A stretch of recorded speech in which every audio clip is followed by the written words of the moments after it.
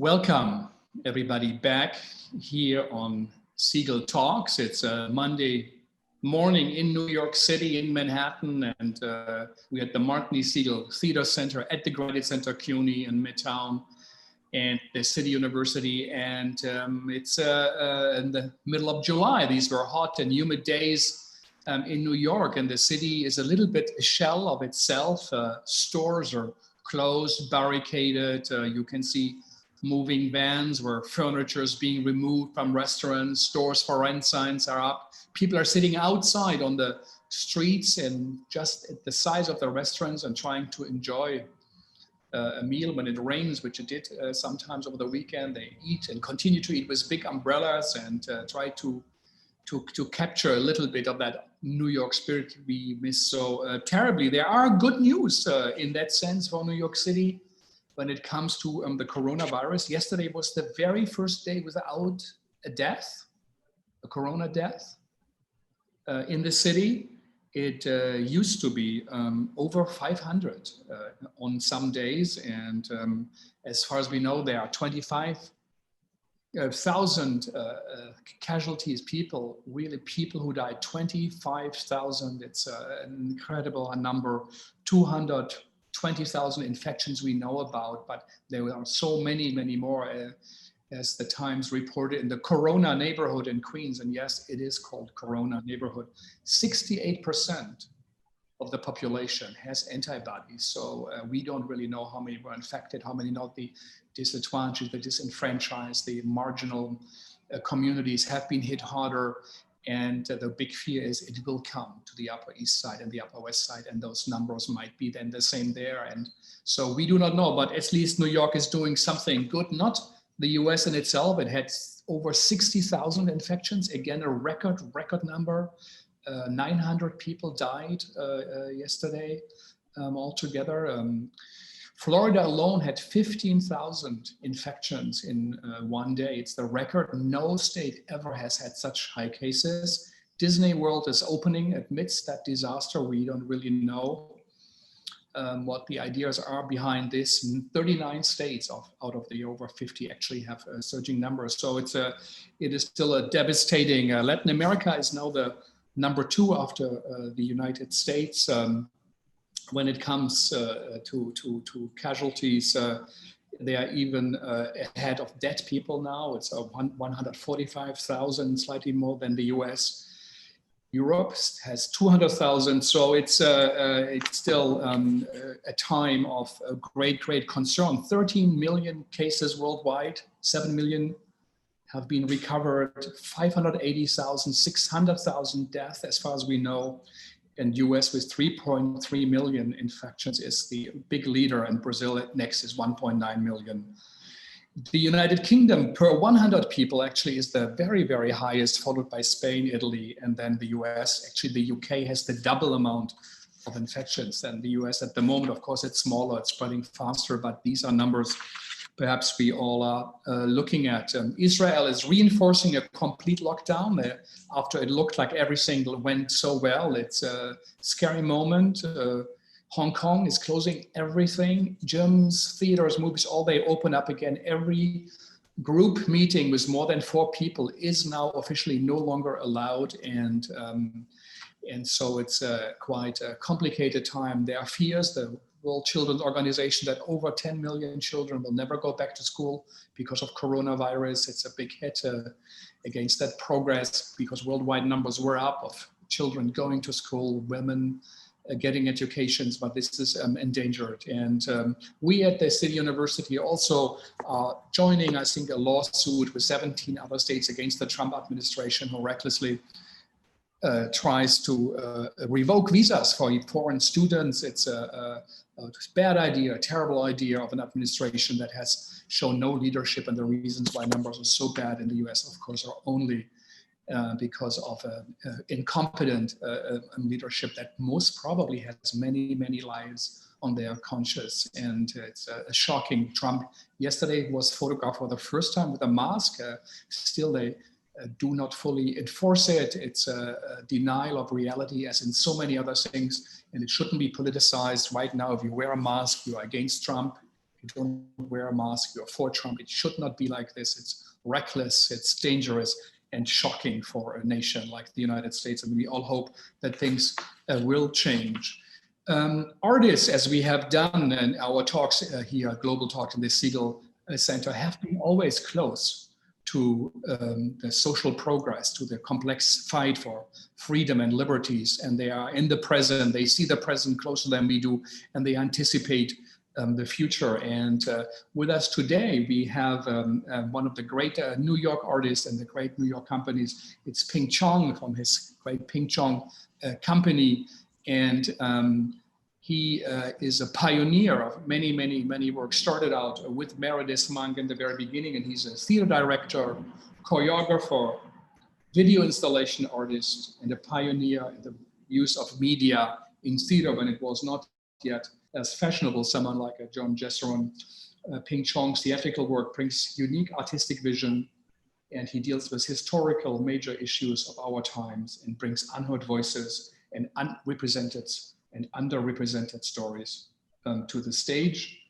Whether it's the hidden genocide in Africa, modernization in China, the experience of Muslim use of the United States after 9/11, or many, many others. He has created over 100 productions since 1972, and everybody who works in theater really knows what that means. He has 2 Obie Awards, 2 Bessie Awards, and he received from President Obama, who was a great president. Looking back, if we see that now here, the National Medal for the Arts. We will see a video work from him also at the very end of Segal Talks, work he created about this time here, and we will talk about it. So Ping Chong, I want to apologize for my long introduction, and I'm going to shut up now. This is all about listening, and people might say, what is that? You know, he talks all the time, but he says he's listening. So this is it for me. So Ping Chong, first of all, thanks for joining. You're welcome. Where are you? Where are you? I'm in New York City, next to the headquarters of the New York City Police. Where is that? I'm in the heart of the protest area for the last couple of weeks. Oh, so it's right by the Brooklyn Bridge. Yeah. Downtown Manhattan. So it's Chinatown officially? It's on the border. It's the border of Chinatown and whatever they call below that. I don't know what they call the City Hall, I guess. Yeah, I know you're born in Canada, but when you were 4 months old, you came here to New York City. So you are one of the very few real New Yorkers. How was that experience for you of the corona? Well, I think like everybody else, it was a shock when it first started. I mean, I remember the Thursday night that all the shows shut down, because I was actually going to go to here to see a production at here. And then of course it was canceled. It was also, the Brooklyn Museum was about to open an exhibition, I think about Studio 54. Yeah. You know, which is really peculiar to think about at this point. So all of that was happening at the top of the closing of everything. And of course, I, like everybody else, didn't know what was safe and what wasn't safe. And I'm thinking, like everybody else in the early part of this, it was very scary, you know. And then as time went on, it was interesting in that the isolation and the lockdown was an opportunity to do things that I didn't have time to do before the lockdown, because that limited what you could do. And but I think the thing that's interesting about this time for me is that things changed in an interesting way. I mean, I found I think one of the questions someone recently asked me was, how is it to make art in this time, or what's it like? And I said, well, it's like any time. Making art is making art, you know. And certainly it's true that in theater we actually had to postpone a show we were going to open in April, but then that changed into something we wound up doing on the internet instead. But the idea of making art, for me anyway, because I mean, I'm fortunate in the sense that I don't think of myself as a theater artist, even though I've spent 48 years in the theater. I think of myself as an artist in the theater, as opposed to being a theater artist, because my interests are beyond that too. I mean, I choreograph when I have the opportunity. Like you said, I do installations, and for my personal, because I've been working so long, I'm also writing memoir related things, and right now, when this lockdown started, I said, well, great, this is an opportunity for me to work on a very, very long essay about all the works that I wanted to do that I didn't get to do. The many projects that either failed or were shut down or didn't get done for whatever reason. So I'm writing this very long essay about those projects. And at first I thought, well, I have about 10 projects, but actually it's turning into many more projects than I realized as my memory started to open up and I started to remember. But I think the other thing is that, I know a lot of people have had a very hard time with the shutdown. But I think that one thing about artists is that we spend a lot of time with our inner lives, because everything we create comes out of our internal being. And that's something that I think about right now, because this contemporary urban society, this consumerist world that we live in, really manipulates our ability to hear our inner selves. Everything is designed to keep us from having an inner life, which is your true life, what's really important. And so that's something that made it very clear that for artists, that's not a problem, because we always have an inner life. But for a lot of people, not to be facetious, but it's really like all they can do is shop. Shopping is what their lives are about.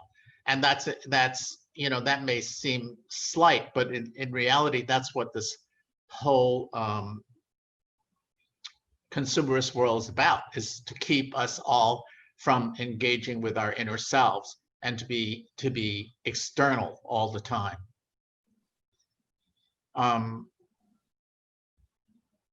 So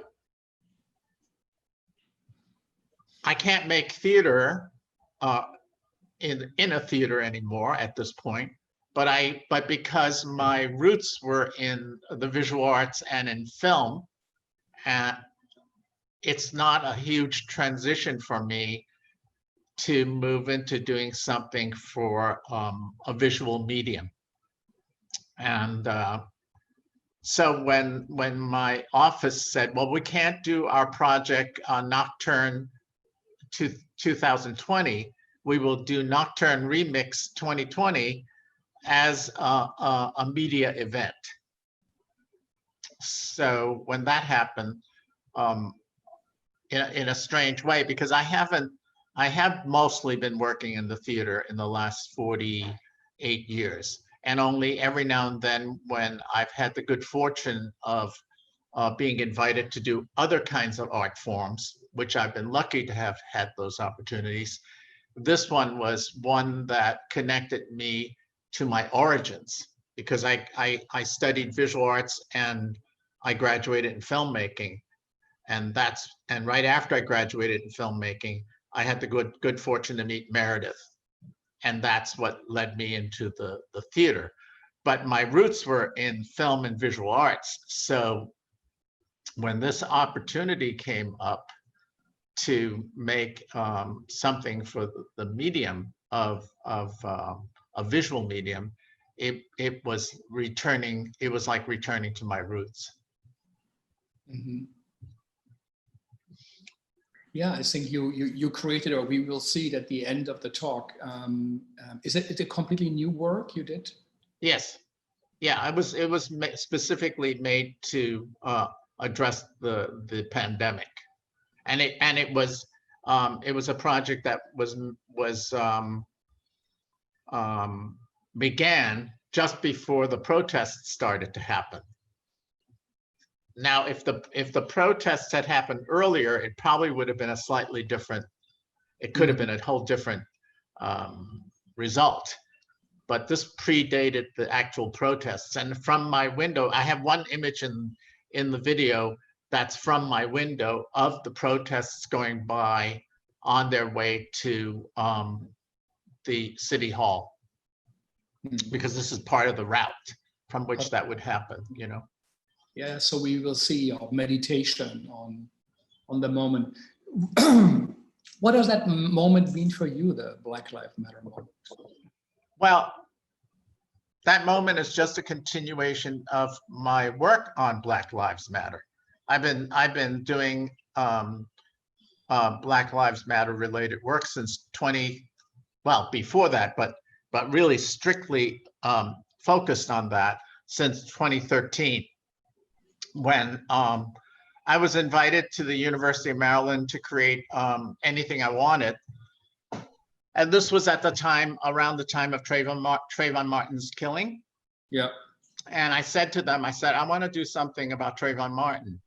So this was in 2013, and it was with university students. It was not with professionals, but with university students.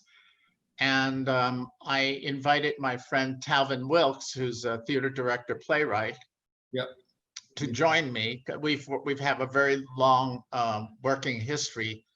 If I could get it straight, since 1994.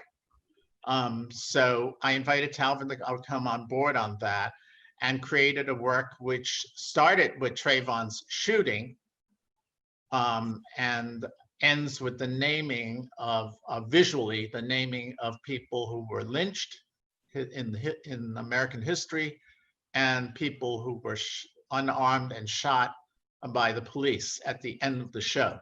And the show is a kind of, from my point of view, a observation of, because I started with Trayvon in the show, and what we did was move back and forth in time. The show was like a time machine. Yeah, you called it kaleidoscope, right? Adventures in pre and post racial or pre and post racism in America. Yeah. Right. Yeah, and this was still during Obama's presidency when we started. So I wanted to look at American history after. So the show opens with Trayvon, but then it moves back and forth in time, mostly with real historical events. I would say 80% of it, or 85% of it, was all factual material, and the one section in it was an adaptation of a Richard Wright short story, which was basically about the archetype of the rape of Black women in America.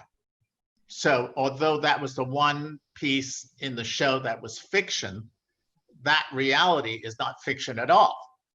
So, but everything else was factual in the show, and we have since that was 2013. We were then invited to UMass in Amherst.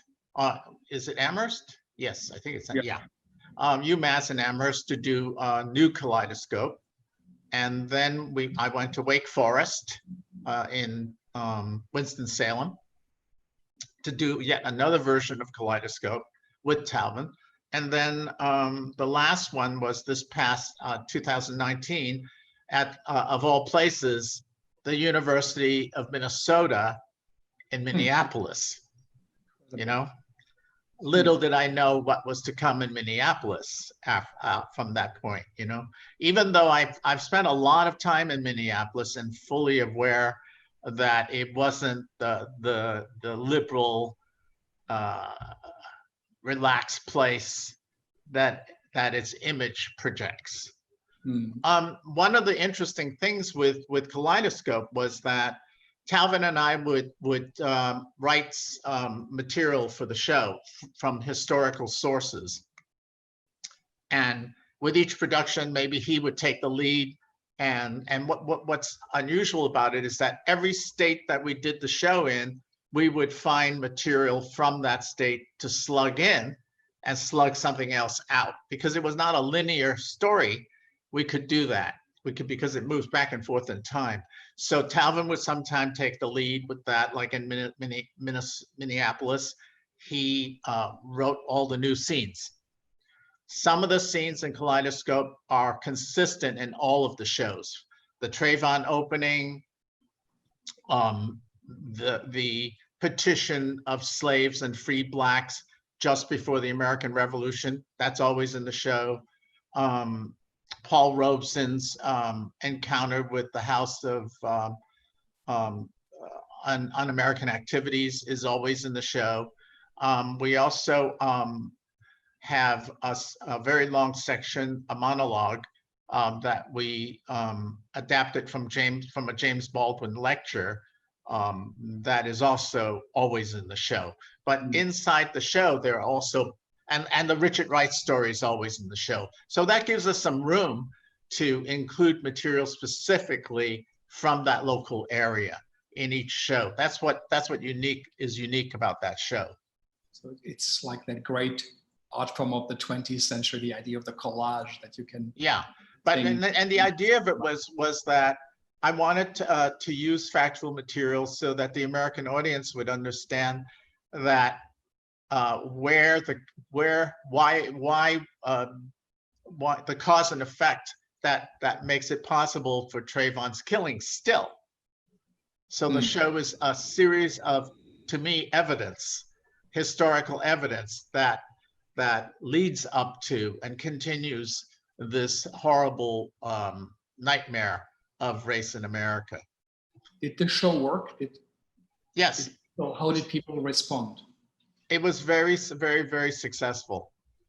And for me, what's valuable about that project was I'm going into the university, I'm working with young people, white, black, and one of the things we did was we cross color cast, we cross gender cast in that show. Like we have a long section in the show that's also always in the show on the eve of the Civil War, on the eve of Lincoln's election. And the whole scene takes place in a ball in one of the plantation homes in Charleston, South Carolina. And the cast, which is, so everybody in that scene is at this ball, which is the elite slave owners. If not the elite slave owners, then they're the ecology of the slave owners.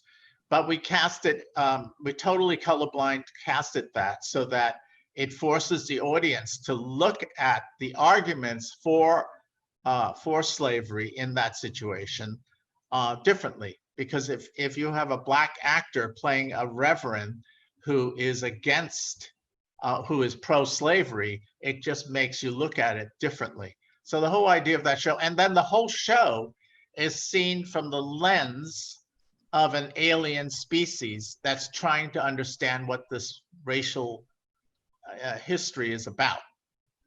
So it's kind of a science fiction work that way, but it's all to objectify this history so that the audience could see it like a specimen in a zoo.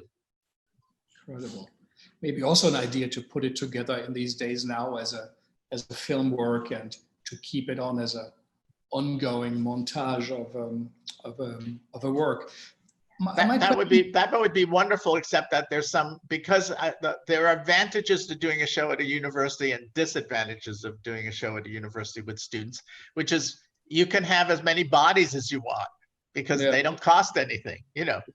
Well, maybe you'll find a way with Zoom and you reinvent it and you go around the copyright. Who knows? I think it would be an important document. How was it for you, I would like to ask? When you studied film, when you started out, you also are a non-white immigrant, an artist who tried to make it in one of the toughest places. How was that for you when you started out and you didn't know where you were going? How was that time? Well, I'm a first-generation immigrant, My parents did not speak English. I grew up in Chinatown. My world was very closed, not necessarily by choice, as we know. In America, the Chinese lived in a ghetto because they were forced into a ghetto. You know, this What I did they grew do, up. your parents? Yeah, What I did, think the thing that people don't know about New York is just how racist New York was and is. You know, very different back then in that it was more overt in a sense than it is today. It's more. tell us a bit about it. Well, just that people wouldn't think. I mean, non-Chinese people wouldn't think anything of saying something derogatory openly. You know, back then because there wasn't this kind of liberal veneer over things. You know, and as a child, I wasn't aware of the boundaries, but partly I wasn't aware of the boundaries because I never left those boundaries. I stayed in one place. I stayed in Chinatown. And when we did leave Chinatown, it would only be as a tourist. I would, you know, we would go to Times Square, or we would go to the Radio City Music Hall, or we would go take the Staten Island Ferry or something, or go to Coney Island. That was growing up. That was the extent of my reality. Until I went to high school, because in Chinatown, the public school at that time in Chinatown was 99% Chinese. So there may have been one white student. There was in my class, if I remember, in the 6th grade, there was one white student and one white student who was, I think, either an adopted child of an interracial marriage, you know. And then I remember also there was an Italian immigrant girl who couldn't speak English, who was there very temporarily. They took her out very soon, her family or whoever took her out very soon because she was in the sea of Chinese faces and she was totally other. And could not relate at all, you know, so totally understand why she would leave in that situation.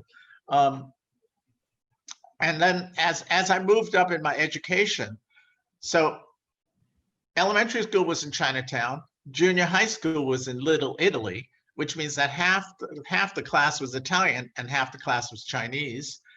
And the one who was neither of those had a problem because they were the outsider. You know, and the Chinese and Italians lived side by side in a kind of how do you describe it? A kind of you live, live and let live kind of situation. They didn't have a lot to do with each other, although there was some overlap in that. Growing up on the street I grew up on, this pharmacist was Italian. There, at the very beginning when I was growing up, there was also an Italian grocery store on my street, but it had started to be predominantly Chinese. And so the makeup of the street was mostly Chinese with the Italian pharmacy, the little Italian greengrocer, and secondhand Jewish clothing stores. That was kind of the makeup of Chinatown. My parents had a little cafe in Chinatown, and his landlady, my father's landlady, was a former Ziegfeld Follies girl, and she was Irish.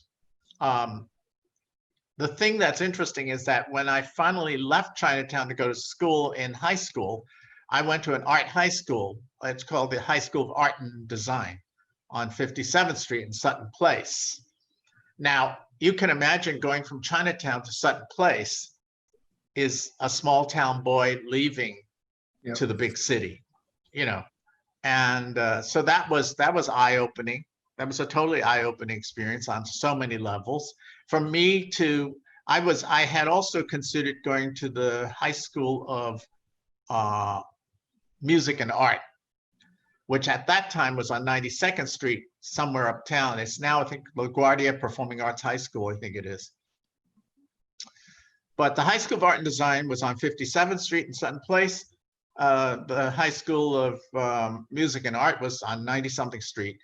And this gives you a kind of interesting reality of my reality, which is that I thought I didn't try out for the High School of Music and Art because the High School of Art and Design, where I went, was far enough away from where I grew up. It was, to go to 92nd Street seemed like too far away, you know.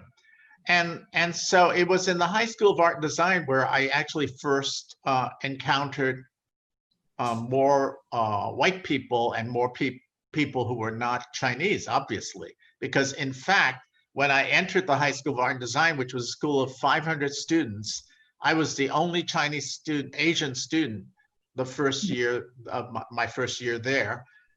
There were a few Black students. There were some Puerto Rican students. The rest were mostly white. And so that was like culture shock.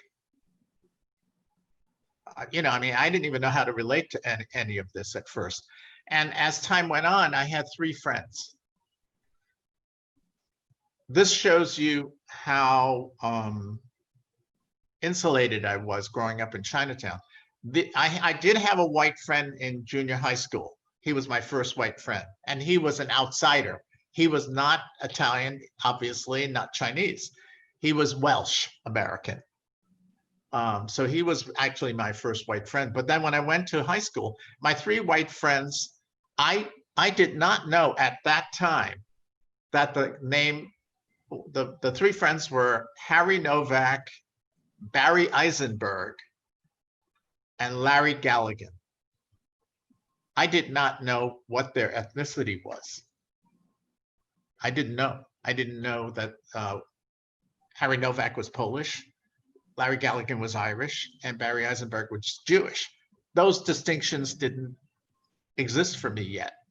I knew what an Italian kid was, but that was about the extent of it, you know. So that was the beginning of entering a world I didn't know, a cultural world I didn't know.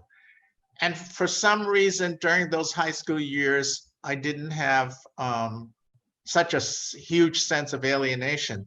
That didn't happen until I went to Pratt Institute, when I started to meet kids who were more from the suburbs.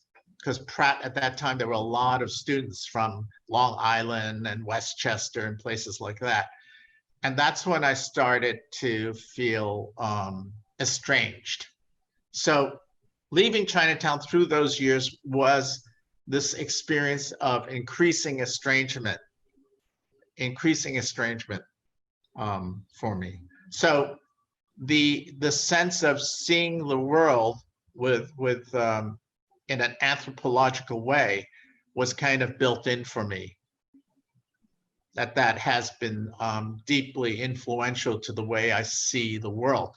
I mean, so it's not surprising that Kaleidoscope takes the view of an alien looking at this race problem, you know? Mm-hmm. So that's very much fundamental to the way much of my work sees, much of the way I see things. I think the video that people will see today also is clearly about that as well. When did you decide, what was the moment when you said, I'm going to be an artist, I'm going to make art, and why? Well,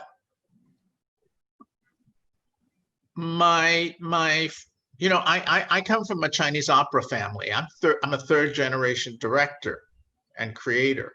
My grandfather was a director librettist in the Chinese opera. I never met him. My father was a director librettist. My mother was a Chinese opera singer. Our uncles were all involved in the theater, whether backstage, mostly backstage, in one function or another. I grew up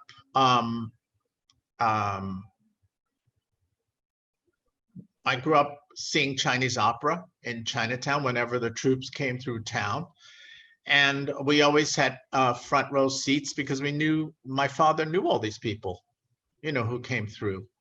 But I didn't want to go into the theater. I had no interest in going into theater. Even as a child, I was very drawn to performance without really understanding that that was going to be my fate. I also wrote during my early years in junior high school. In fact, a teacher in my English class said, "You're going to be a writer."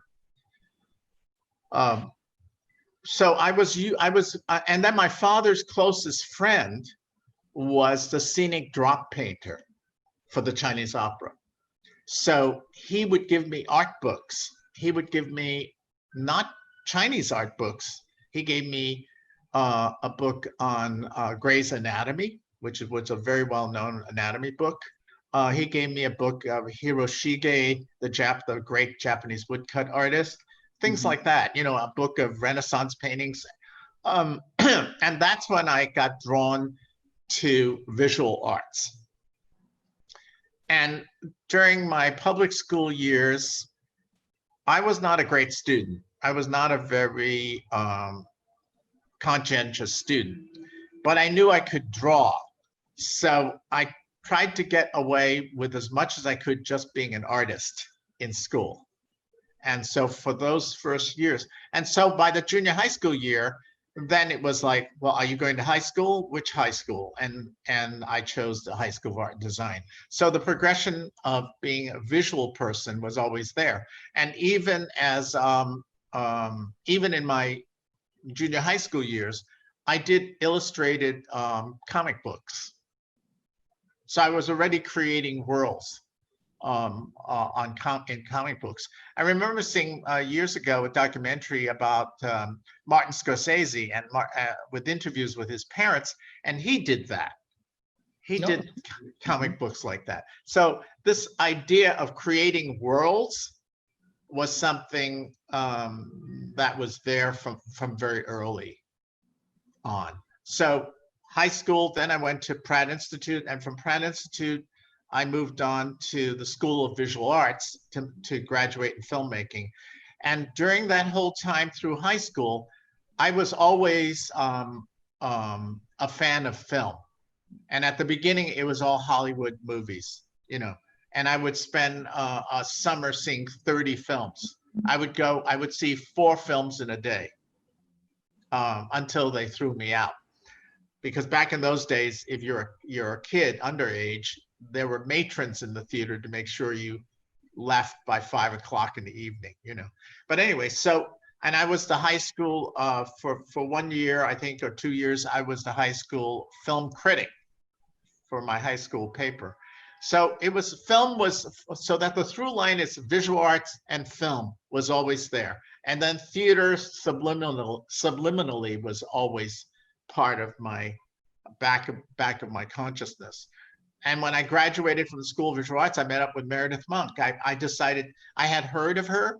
She had just done a big project at the Guggenheim, and I was curious about her. But when I graduated from film school, I actually was at a moment where I wasn't sure what to do, because this was 1969. The civil rights era had just you know, completed. And I went, well, there's no, I don't have any role models to make films as an Asian, young Asian artist. But I saw Meredith's thing, and I said, well, a student friend said, I'm taking a class with Meredith Monk. Do you want to come? I said, okay. I would never have done that without her. I would have been too shy. But I went with her to take this class. And at the end of the class, Meredith said, you're a good mover. I don't know what she was talking about. You know, I had no idea what she was talking about. And she said, you're a good mover. Come to my workshop, my private workshop. And I said, sure. And then I never went. I didn't go.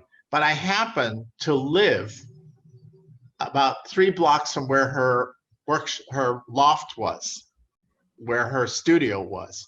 And one day on the corner of Houston and Broadway, I ran into her, and she said, why didn't you come to my workshop? And I kind of mumbled some excuse. And she said, I have a class tonight, come. And I walked around the block 4 times before I had enough courage to go up into that loft. And that changed my life completely. Incredible. Didn't also Bob Wilson go to Pratt Institute? Yes, so did, and my classmate, my painting classmate, the easel next to me was Robert Mapplethorpe. And Patti Smith was there too, but I didn't know Patti. Yeah. Yeah, they lived in I Brooklyn. knew Robert, but not Patti. Yeah. So, you know, and then New York back in those days, when I was going to school, as people don't know so much, but you know, the rents, New York was bankrupt in the 70s. It was a totally depressed place. And so you could rent a place for a nickel. You know, the most, I don't think I ever paid a rent higher than $85 a month back then. But I also lucked out in that after I met Meredith, I met people who knew Meredith and worked with Meredith. There was the choreographer at the time, who was well-known choreographer named Daniel Nagrin, and his ex-wife was Lee Nagrin, who was a visual artist and performance artist herself. She was involved with Meredith as well, and she subletted a basement for me to live in 1972, I think it was 73, 72. And I lived in this basement for the next 10 years on Bleecker Street, well, just off the Bowery, for $50 a month. And the electricity and gas were all illegal. And it was a little warren of artists on that street. Philip Glass was across the street. Robert Frank was down the street. The Yippies were there. Born Again Christians had a group, a loft there. It was a very diverse street of artists, and very depressed looking area, you know. But those 10 years was when I was first started working with Meredith. That was the 70s. And in 79, I left her company to form my own company. So the years with Meredith were from 71 or 72, 71, I think, 71 through 78. I was a member of her company, and I co-created 3 works with her as well, 4 works total. But I left the company in 79 to dive into the water and see if I could make it on my own. But almost as soon as I met Meredith in 72, I started collaborating with her already. I started making work with her already. And I also simultaneously started making my own work in 72. So my very first work was in 1972. And my very earliest work already had media in it, because I came from film, you know, and I came from film, I came from photography. So the idea of using sound and using projection, and because of my visual arts background, all of those things seemed totally normal to me. It didn't seem odd to me to use all those elements. Yeah. And when I was going to high school, and the High School of Art and Design on 57th Street, the gallery scene was all on 57th Street. There was no Chelsea. There was no Tribeca or any of those things. There was 57th Street. That's where all the big art galleries were. And it was during that time, the Art Students League, which is where you did figure drawing. You could go do figure drawing, was on 57th Street. And so I did do that, but I also explored 57th Street and the gallery scene. And the gallery scene at that time, the progressive gallery at that time was the Sidney Janis Gallery. And I went up there and I went to see 2 works. One was a Rauschenberg installation and a Robert Whitman installation. And the thing you have to realize is that it was the visual arts that started the use of media. They were the first ones. Then the dance world came next that used media. You know, Meredith was a pioneer of the use of media in dance. You know, in the late 60s. And I mean, actually, one can see you in the quarry. She restored that beautiful work, yeah, and you were in yeah. there in the film, and it's groundbreaking, incredible work. Also, so Yeah. fantastic still to look at. Yeah. But you know, her film 16 millimeter earrings was really groundbreaking, you know, because it was very much an interdisciplinary work, you know. But being an interdisciplinary artist for me was a natural because of my interest in so many different art forms. It's the only art form that I have no experience in is music. I never studied music in any way, so that's the only area. But I had, like I said, I'd studied visual arts and film and photography, and studied dance with Meredith, you know, and I studied directing in film school. Hmm. In this time of Corona, as we say, the time where you said, I'm look back at the things I didn't do, like the unpacked boxes, you know, we all have in our apartments, and we are looking now. Why do you make art? What are you thinking about it now more intensely? Is it a continuation? Really, what is your motivation? Why do you do it, what you do? You know, making art is a calling. You know, it's not a choice. That it's who I am, you know, in the same way that someone who goes into the church to become a priest, it's a calling. It's not something that you choose. And so I just went in the direction that felt natural for me, which was making art. Now, the moment of knowing which art or what was the most comfortable for me, really, I mean, I was studying film, you know, and I liked film, and I was very, I mean, as film is the art form that I love the most. But after going to film school, I went, well, I don't think you're going, you know, and I was thinking in very more traditional terms of filmmaking, of making, you know, story films. But I also was exposed to the New Wave, the French New Wave, and the great international cinema of the 70s. You know, that was why I went to film school, because of the great international cinema that New York had at that time. You know, but I thought that's not really the right thing for me. So there was a moment before I met Meredith where I was kind of not sure where I was going to go. And it was meeting Meredith that led me to where I am now. So, and those things are not intentional. They happen, serendipitous. The doors just opened, you know? Mm. So maybe tell us a bit about the projects you didn't do, the ones you would love to do, but you didn't do. What there's so many. I'm trying to think. Well, I'll give you two examples. One, you know, I have a series of works that I started in '92 that continues to this day, the Undesirable Elements series, which is a documentary theater series using real people telling their own stories. And I have, you know, I have a great love for the city of Hong Kong. Not so much because my family is from Guangzhou, which Hong Kong is part of. But Hong Kong is where I feel most at home in the world, because it is both completely Cantonese, which is my roots, and it is completely cosmopolitan.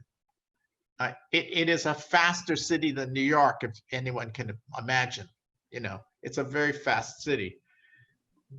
But that's where I feel like the two parts of me, my cultural roots, my Chinese cultural roots, and my Western roots connect in that place. I forget your question. You had asked me a specific question. No. In that time when you say we also, you know, connected with Corona, where we think about our lives, our works. And you said, I'm thinking about the things I haven't done. Oh yeah. What is, Hong and why, and what is now interesting to you again to look at? What did you find? What surprised you? I'm trying to think of all the projects, so many projects.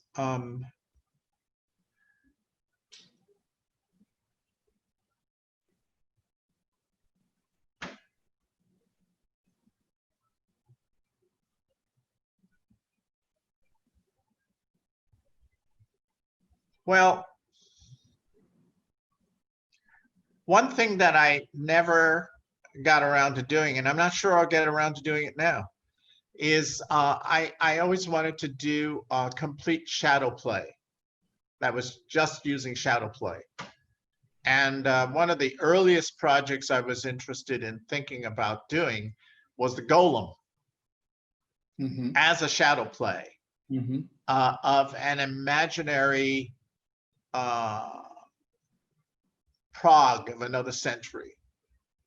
You know, obviously a very visual undertaking. How could I do this? You know, that was the very first project I thought of doing that I didn't get to do. There are projects like one that I don't think I'll get to do either, which is about a notorious murder in Hawaii at the time when the United States was eyeballing Hawaii as a imperial catch, you know. And what was striking about this murder was it was a case in which a white woman claimed rape, and then they arrested 4 young Hawaiians who were mixed. Some were pure Hawaiian, I think. Some were mixed race. Some were Chinese. I forget exactly, but it was a mixed thing. And I think they got off. And then the victim and her husband kidnapped one of them, murdered that person, and the American press was all over it as, you know, colored person rapes white woman, you know, that kind of thing. And what struck me about that was interesting was this is in Hawaii, but this story is exactly what happened in the US, you know, at the time. And it was interesting to see how the press went down on it, you know, in a very racist way. And I just thought that was really interesting too, because it was totally the same kind of thing happening in Hawaii. And then it went to trial. And one of the fascinating things is Clarence Darrow was the lawyer for the white culprit. Now Darrow at that time, I think it's Clarence Darrow. That was the monkey trial, right? Do you remember that? Yeah. Anyway, so he was broke. He had investments during the Depression. He lost money during the Depression, and he took this case. He normally took cases in the opposite direction, but he took this case, which was interesting to me also. The Darwinistic trial was this school teacher. Yeah. Who said I'm going to teach Lucia. Yeah. But anyway, so he took this trial for this white bigot, you know, which I thought was really interesting. And I don't, you know, I haven't done any research on it, so I don't know what I'm guessing that because he was broke, he was going to take it. And maybe I'm guessing that the evidence was all out there that they were going to be convicted, right? They did get convicted, but because the United States was about to take Hawaii, they got off scot-free.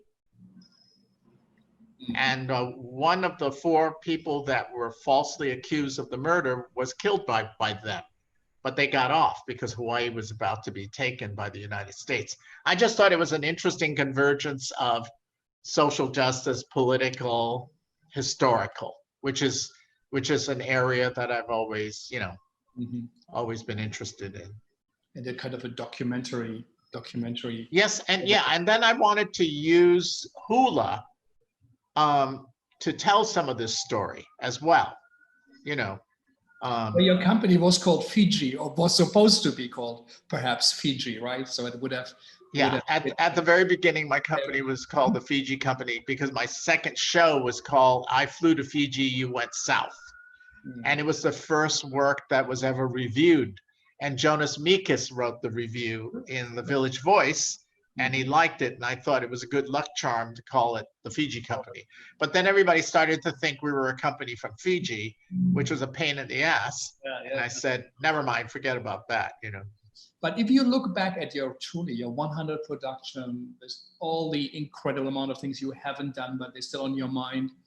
And this time right now, do you think differently now about your work, or is something changing, as we call it, for the TAC, the time after Corona? Do you think something changed? Are you picking up something in these moments of confinement, of lockdown, of uninterrupted thinking, where you said you connect to the inner self? Well, the thing that was a revelation for me as an artist in the coronavirus period is the reconnection with the media, pure media, making a work for the internet, not a theater work. And also that the work you're going to show today was made only by me and my editor, just the two of us. Whereas in theater, you know, it's a whole team of people. You have your, you know, a lot of people. And so it was going back to the essence of being an artist. And I just and it was really satisfying to go back to a solo experience of making art. So I think it's going to be a long time before anything will happen in the theater. I don't know how this situation is going to change anytime soon. But I'm quite happy to be doing media right now. And I'm already working on an adaptation of a stage work that I made in 1996 for media. And that work was made about the return of Hong Kong to China at the time. And I made that work because I was talking to a friend's wife, and this was 94. And she said, why is Hong Kong being returned to China? Why don't they let the British keep it? And I was shocked by what she said and realized that people had no idea what that story is about. No idea that Britain was the biggest drug dealers in the history of the world. Yeah. So I made that work then, which was not just about the return of Hong Kong, but about the West's relationship to China, back and forth in time again, including the first trade envoy in 1793 by Lord George Macartney, because the British were buying silks and teas and porcelain. Tea was like caviar back in those days. It was only the rich could afford to drink tea. The servants would dry off the used tea leaves and resell them. This is back in the day. And but the Chinese did not want anything from the British. They only wanted silver. So the British had a deficit, and that they needed to correct. And so they sent an envoy to China, and they solved their problem later by creating an addiction for opium by more than 50% of the Chinese people. So I wanted to do, and then at that time, I wanted to do a show with that as the frame, the trade envoy to China, because McCartney wanted to open a trade port in China at that time. and wanted to meet the emperor to talk it over. Now, protocol in 1793 with the emperor was, with China anyway, was you don't come here without being invited.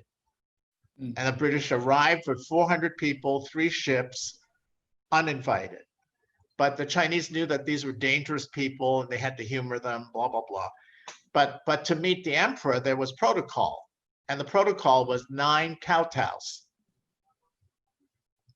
And so they met lower officials, and lower officials told Macartney, there's 9 kowtows involved if you're going to meet the emperor. And Macartney balked at this. So that was the framing story of Chinoiserie, the show that I made in '96. But within that show, it was a vessel for relationships between the West and China, including the building of the railroads by the Chinese pioneers. 90% of the railroad builders from California to Promontory Point, Utah were Chinese. And then the East Coast part was, of course, Irish or European.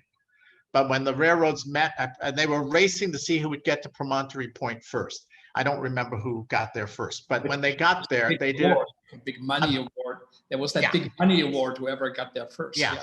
So then when they got there, they took a commemorative photograph with the locomotive, and 90% of the people who built the railroad from the California side, which was the dangerous side, which was like 20,000 pounds of bones of Chinese railroad workers were shipped back to China after the building of the railroads, which show how many people died building that railroad. Especially in the explosions, and the tunnels and the explosions. And the whole term Chinaman's chance came from dropping the Chinese into the caverns with dynamite and pulling them up quickly, which they knew they weren't going to survive that. Anyway, when the East and West met at Promontory Point, they took a commemorative photograph and left the Chinese out. 90% of the labor was left out of that photograph. So that tells you the American story. Typical American story, right? So that was another part of the story. The Opium Wars, the Chinese American pioneers, and the murder of Vincent Chin was also whose story is,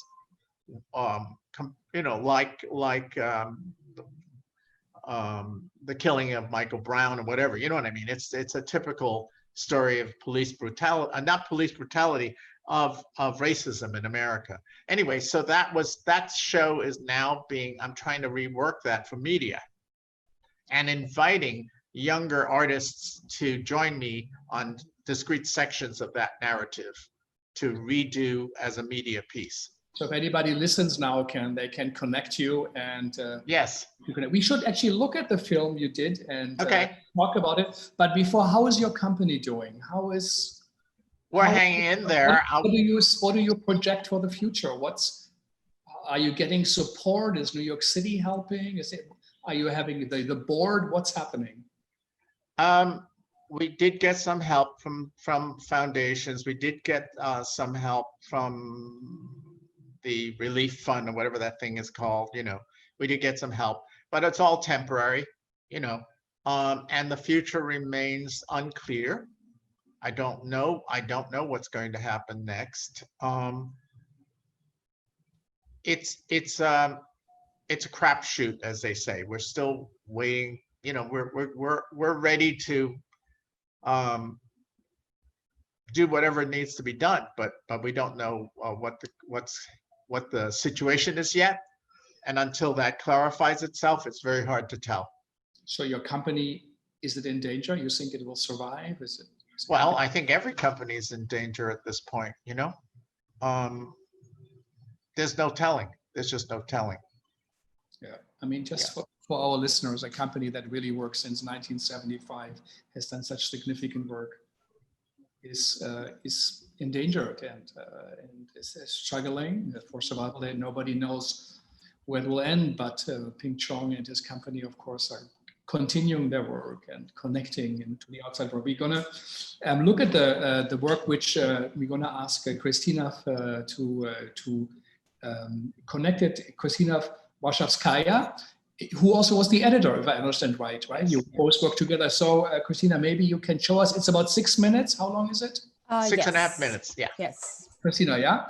Yes. And so this is a film, a meditation you did during Corona time in your apartment in New York, and you communicate via Zoom or phone or text or whatever. We edited remotely. Online together, you edited? Yes. Yeah. Yes. Yeah. Okay, so let's have a look. Great. Here we go.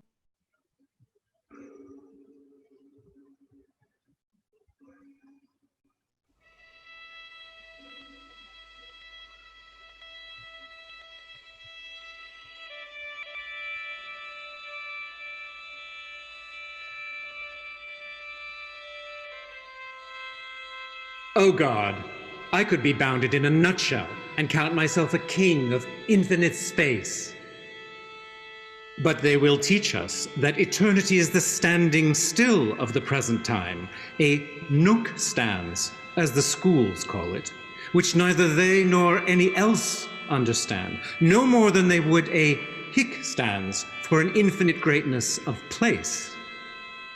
In Jorge Luis Borges' short story, The Aleph, the Aleph is a stand-in for infinity, a point that encompasses all other points in space, a sphere whose center is everywhere and whose circumference is nowhere. Borges' protagonist, also named Borges, peers into the darkness of a gloom-laden cellar and encounters the mythical Aleph.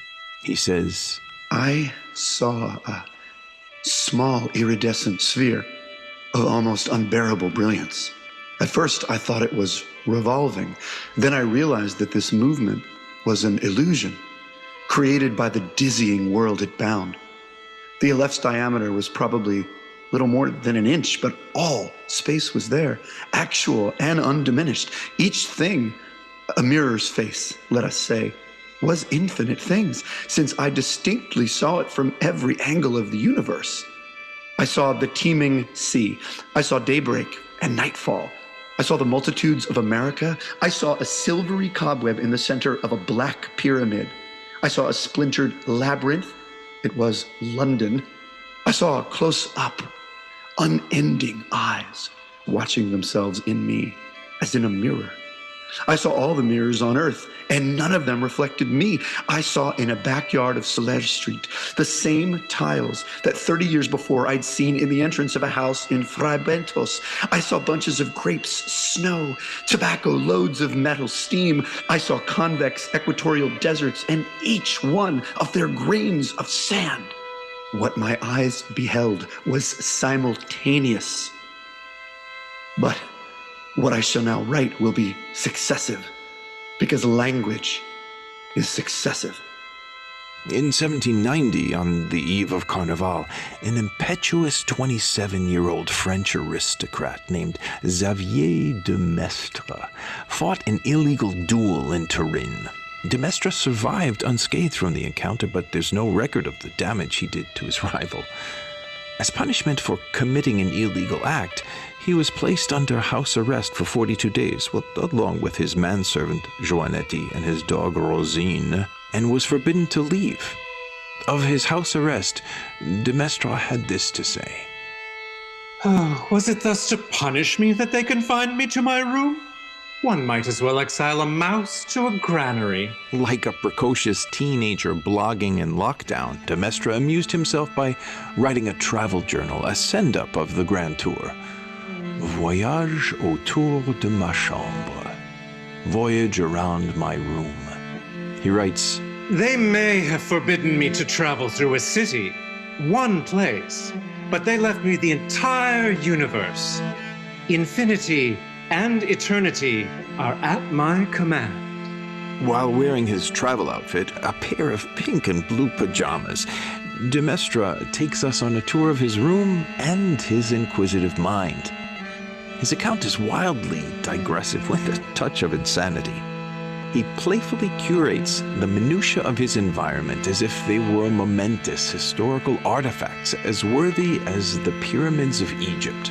As he circumnavigates his room, situated at 45 degrees latitude, running from east to west, consisting of 36 paces, if you hug the walls, that is, the cloistered count turns into something Borges would have recognized from his own encounters with silence. A kind of Aleph, however unworthy, a door to the infinite. Sometime after 1792, Count Xavier de Maistre chose self-exile in Russia, rather than lose his head to the French Revolutionary Army as it swallowed Turin and its environs. In 1799, he began to write the sequel, Expédition nocturne autour de ma chambre, Night Voyage Around My Room. It took him 22 years to complete it. This time his travels reached the outer limits of his St. Petersburg room, the window ledge. De Maistre died in 1852 at the age of 89. He outlived both his family and his century, but not Voyage autour de ma chambre and its sequel.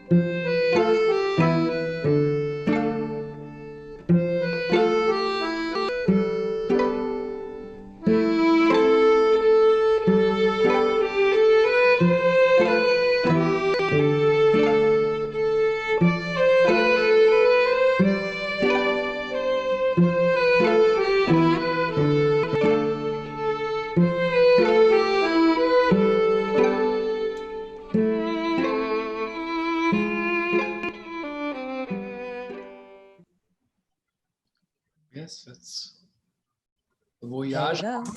Yeah, Christina, maybe you join us for a moment if you can. I'm not sure if it's technical possible. I'm here. So Hello. congratulations. So this is a journey around the room of Ping Chong, or both your rooms, or One room. one room. So it's the infinite in the space where you are and the inside. So it's a Corona work, and you know, one of the first, I guess, and coming out of the downtown, or the borders of Chinatown and Brooklyn. So what did you learn something while you both were making it in confinement? Was there something different? Well, as I said, it was the joy of making art by myself again. You know, not dependent on somebody else, really. You know. But it was really fun to have just one collaborator, which was Christina. Yeah. You know, so that was really fun, just having that one other person. I like to, you know, I have my poet friend, Jim Moore, who lives in Minnesota. I always feel jealous of him because I said, you can write about the coffee you're drinking that morning, and that's your poem. I can't do that in a theater work. I can't get that minute about anything, you know, because theater is just too expensive to do that. Yeah. Not to mention anything else. But so this was an intimacy that I miss making theater, because theater is not so much about that, you know. Yeah. And the poet can even write about if he can't write, or she, you know, they can even write about that, which is possible to do if you are. Christina, how was that for you? I have worked with Ping in the past. This was our first time collaborating more on the film. I have, you know, prepared slides for Ping and kind of done that kind of work. But this was a little different because this was combination of voiceovers and Ping's videos and images being put together, and then being able to see each other. it wasn't super difficult because we shared everything and dropped everything into a drive and had conversations back and forth, and I would send him revised versions of it and he will tell me, okay, tweak this or tweak that. And that kind of developed this whole project into what you are seeing. But I don't know, it was not actually, it wasn't difficult at all. It was it's always great to work with Ping. And this was just like a different level of working together at our own little stations, but yet on this one project. Well, I also like that Christina brought some of her own creativity into some of that, because and I'm glad she did that, because when I collaborate with people, I might throw the concept out to what I want, but I really like people to bring something to the table, you know, and she did, and she surprised me with some things, you know, which I love that when that happens. And you haven't seen each other for 2 or 3 months, right? And I'm sorry? you haven't seen each other for a long time. Yeah. We see each other every Tuesday, because we have a company meeting every Tuesday. On Zoom? Yes. On Zoom. On Yeah. Zoom. In person, when did you meet last time? Mid-March. Yeah. That was the last time that we actually seen each other in the office. Yeah. But since then, been working away at our computers at home. So over 3.5 months or 4 months, 2 company members haven't seen each other, but created something new. Really, thank you both for joining us and for participating. Thanks to Bruce for helping us also to connect. And I think it gave us an insight into one of the artists that made New York's theater what it is, but also, you know, how you think about Corona, and that it's so different as an experience, but it's everyone experience it individually, and also to present a bit of a work that in a way, as you said, reconnected you with your very, very beginning and into that inner world where everything started from. And yeah, and wonderful to hear about how Meredith Monk, seeing you, said you come tonight to my I'm show. looking forward to seeing some of your other interviews. Yeah, she came. She had a wonderful contribution also, but you know, so that just shows how mysteriously the universe is connected and how mysteriously our lives develop and how what happens. So thank you both for joining us, and we will go on this week with our journey around the world, but we focus a bit on New York because we feel with all these American cases, it's time again to focus on this. Tomorrow we have someone from Germany, Susanne Kennedy, young, truly significant artist, in a way also a visual artist, someone who kind of staged what people haven't seen before. I have never seen before. I saw her ultra world as being inside really a VR world, an alien world also, one could say, a world that is constructed differently, uses text differently, and is no longer directly connected, perhaps even in a way, to the narratives we know from our theater worlds, but she is creating something that connects to a post-traumatic thinking, and we are really interested to hear from her and her philosophy about the work. So I think it's a really significant artist. On Wednesday, we have the great Lee Brewer and Maud Mitchell of the significant company of the Mabu Mines, who has been so influential, so important, and created such beautiful works, who now are more rather likely to be working at the Comédie Française than getting a bigger theater in New York to do their work. And we really also thrilled to have them with us. A significant artist from Portugal, Tiago Rodrigues. If it all works out, he will be with us on Thursday, a significant voice in European theater. He did this great play about the prompter that was so important at the Avignon Festival some time ago, but also many, many other works. And Caridad Switch will tell us on Friday about how the Latinx world is experiencing this moment, what it means for her community. And everybody.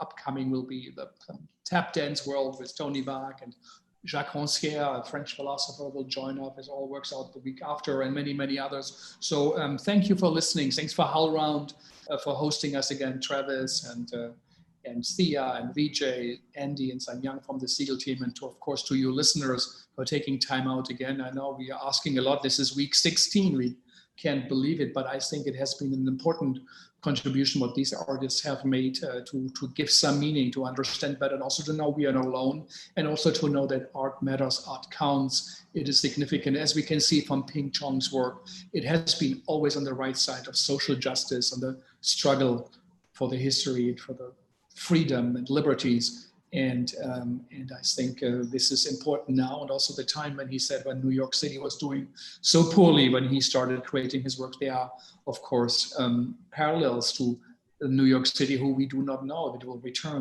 the one we know, how long it will take, 5, 10 years, if ever, and who will survive, businesses, companies, nonprofits. It's up in the air, as Ping Chong said, but I think we all hope and I believe that art will be part of that reconstruction of the city. It is a great, great city. It has gone through so much in its hundreds of years of history, and I think it will also come out perhaps stronger and in a better way, because all the greed and the capitalism, as Ping Chong said in the beginning, the neoliberal one, has not been good for people living here, nor for the artists, but for the people. So thank you all, and I hope you will join us again. Stay safe, do wear a mask, and stay tuned to us. Thank you both. Bye-bye.